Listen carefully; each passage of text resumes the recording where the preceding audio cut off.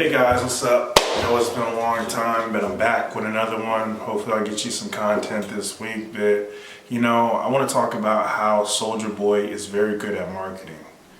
Little tactics that he uses have kept him in the industry since 2006. He has blown up and stayed relevant because of being just a good marketer. Before Soulja Boy's career took a little dip, afterwards I think he had like his second or third, no, it was his third album, DeAndre Way, kind of fell off a little bit, but he's been keeping his name in the game just by doing things while linking with multiple rappers before they blow up. King Soulja, Big Draco and everything like that. He'll get a hold of a rapper before they hit to the mainstream. It's kind of like he co-signed and put them on. Even Drizzy does that too, you notice that. So they're kind of thinking of a couple rappers that Big Soulja has collaborated and got his tentacles on before they blew up. Gucci Mane, I know Gucci Mane came out in 05, was so icy, but nobody was really working with Gucci because he had this bad reputation just with the whole Jeezy fight and everything like that. So Soulja did do a couple songs with him, and then that was like in 08, but then Gucci did blow up in 09 on that one album, Roger Davis versus the State.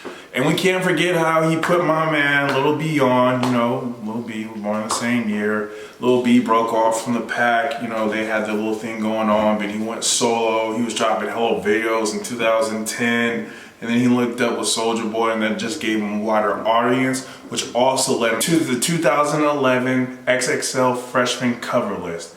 I think that was the best cover list ever. Some people are going to debate the 2010 one with Big Sean, Nipsey, and J. Cole. Other people are going to say the 2016, Lil Yachty, Uzi, Dave East, a whole bunch of other people. But 2011 obviously had him, Meek Mill, R.I.P. Mac Miller, one of the GOATs, Kendrick Lamar, and some other people I'm just forgetting. Soulja Boy also got it in with Chief Keef 8 months before that big I Don't Like record blew up. So he kinda was also co-signing the drill movement. I got this from somebody named Hello Yasin. He said that he was the first big rapper that kind of co-signed the drill movement in Chicago. So he was on the drill movement before any of these rappers, before Kanye got to that I Don't Like beat. Can't forget how he also put my man Riff Raff on, because obviously from G's to Jens really didn't do that for Riff Raff. He really kind of blew up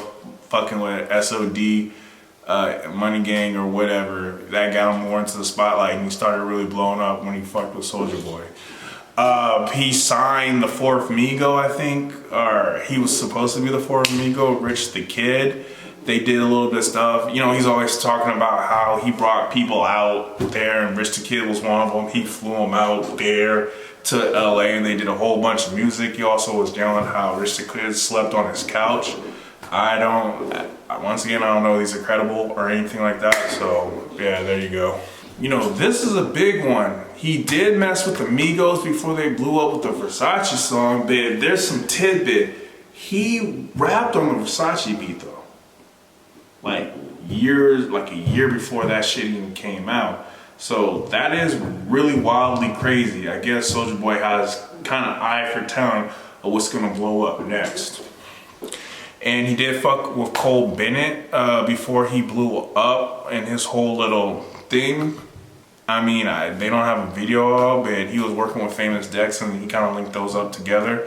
Famous Dex did that big Cole Bennett video that blew him up. So also remember, Famous Dex and him were getting on a fight on live. They were throwing hands or whatever, like, wow, we're ready to. And he, fucked with Famous Dex before anybody and blew him up.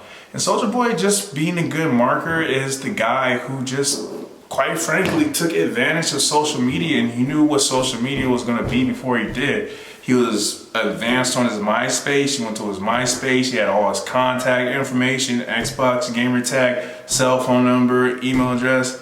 That was just business acumen 101 for a nigga who was 16 at the time. So he really knew how to promote himself early on in the game. And there's a myth that people were messaging him on MySpace and he was just messaging back. Come on. And I don't know. This is a rumor. They said SoundClick, that was BeatStars before BeatStars, but come on, man. I don't know if this is true, but this is a rumor. They said he was making 50 bands a month on SoundCloud.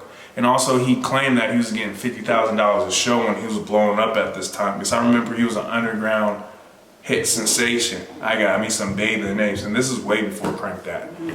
And Soulja Boy was famous for the bait and switch, where you go on LimeWire. Shout out to all my millennials. I don't know if Gen X was doing that or baby boomers. I think it was just more of a millennial thing. Well, probably Gen X was doing that too.